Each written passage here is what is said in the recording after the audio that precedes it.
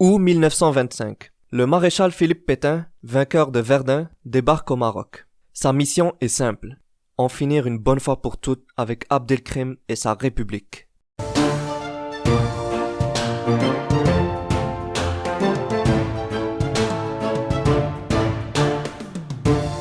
La guerre du Rif a commencé il y a déjà 3 ans et Abdelkrim continue à tenir tête tant bien que mal aux Espagnols. En 1924, les Rifins menacent dangereusement la ville de Tétouan et prennent Ouedlao. Les Espagnols se sentant menacés décident de quitter Chaouen mais ils sont aussitôt rattrapés par les Rifins qui les chassent et leur infligent une lourde défaite.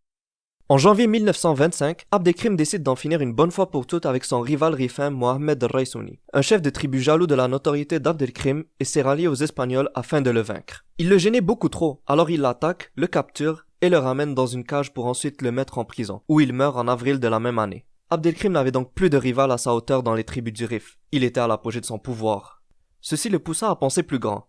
Il voulait unir les différentes entités du Maroc et les libérer du joug des Européens. Il demande donc au sultan du Maroc, Moulay Youssef, de se rallier à sa cause. Mais celui-ci, sous l'influence de la résidence générale française à Rabat, refuse de lutter contre les puissances coloniales. Jusqu'à là, les Français observaient à distance les événements dans le Rif. Leur relation avec les Espagnols était assez froide. C'est pour cela que le maréchal Lyautey, résident général au Maroc à l'époque, ne se retenait point de se moquer des tragédies de ses voisins, qu'ils considéraient comme des bons à rien. Et de leur côté, les Espagnols ne manquaient pas de blâmer les Français d'avoir donné des armes aux Rifins.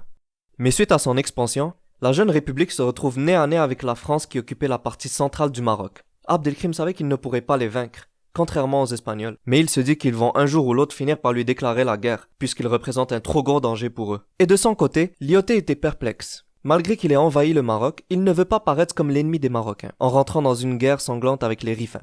Cependant, les exploits d'Abdelkrim pourraient donner des mauvaises idées aux habitants des autres colonies, les poussant ainsi à se révolter. Et en avril 1925, les Français décident d'installer des avant-postes en territoire rifin pour mieux protéger leurs frontières. Mais Abdelkrim le prit comme une déclaration de guerre et profita de l'effet surprise pour les attaquer. Et on peut dire que le coup fut bien joué au début, puisque Abdelkrim effectua des assauts simultanément sur toutes les postes frontaliers, résultant en la chute d'un bon nombre. Les Espagnols de leur côté sont assez contents. Ils se disent: alors les Français, si vous avez de la difficulté, c'est qu'on n'est pas trop nuls, hein? Mais d'un côté, ils espèrent qu'ils les rejoignent.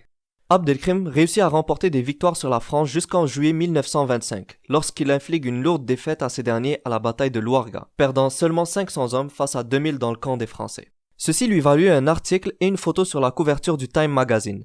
Mais malheureusement pour Abdelkrim, ceci sera le début de la fin. L'armée rifaine est défaite à quelques kilomètres de Fès, qui à l'époque était la capitale du sultan. Il sera donc contraint à battre en retraite. La France doutera des capacités de Lyautey pour gérer la situation et décidera de le remplacer par le fameux général Philippe Pétain. Ce dernier était plus reconnu pour ses exploits militaires tels que la bataille de Verdun et le fait qu'il va direct au but, en détruisant tout ce qu'il a devant lui, contrairement à Lyautey qui voulait négocier et préserver sa bonne image au sein de la société marocaine. Ceci poussera Pétain à lui dire: vous faites de la politique, moi je fais de la stratégie. Et dès son arrivée, le nouveau gouverneur procède à rétablir les relations avec l'Espagne, afin de rallier leurs forces et en finir une bonne fois pour toutes avec Abdelkrim. En effet, les effectifs des deux armées européennes montent à 500 000 hommes ensemble, incluant 200 000 Français et 300 000 Espagnols, contre un peu plus de 40 000 Rifins. On notera même la participation d'une escadrille américaine qui, à l'encontre de l'opinion publique américaine qui ne supporte pas l'impérialisme, peindra leur avion aux couleurs marocaines afin de camoufler leur identité et bombarder la République. Et oui, ça a escaladé très rapidement et Abdelkrim savait qu'il a peu de chances de s'en sortir. Et le 8 septembre 1925, les Européens organisent un débarquement à la baie d'Al-Husseima, qui sera reconnu comme le premier débarquement aéronaval de l'histoire et servira éventuellement de modèle au débarquement de Normandie 2 décennies plus tard. Et vu qu'Al-Husseima est proche de Ajdir, la capitale d'Abdelkrim, ce dernier va les empêcher de débarquer en attaquant Tétouan et d'autres villes leur faisant diversion, mais il sera directement repoussé.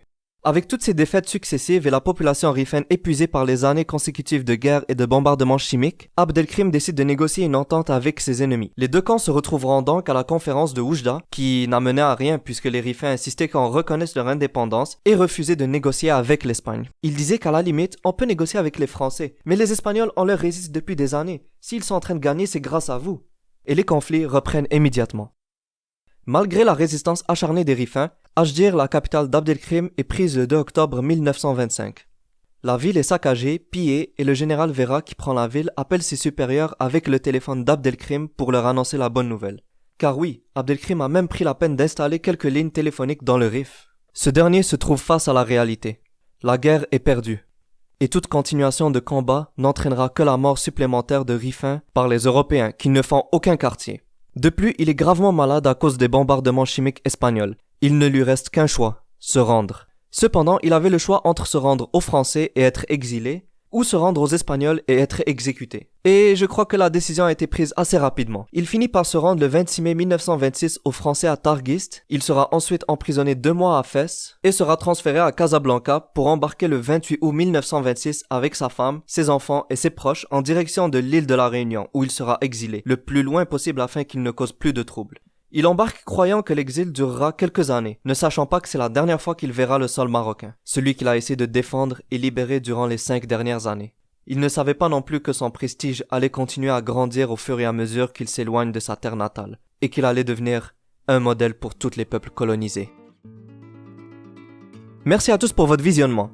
Si la vidéo vous a plu, n'hésitez pas à lâcher un like, un commentaire et vous abonner en activant la cloche afin d'aider la chaîne à se développer et produire plus de contenu. Merci encore et à la prochaine vidéo.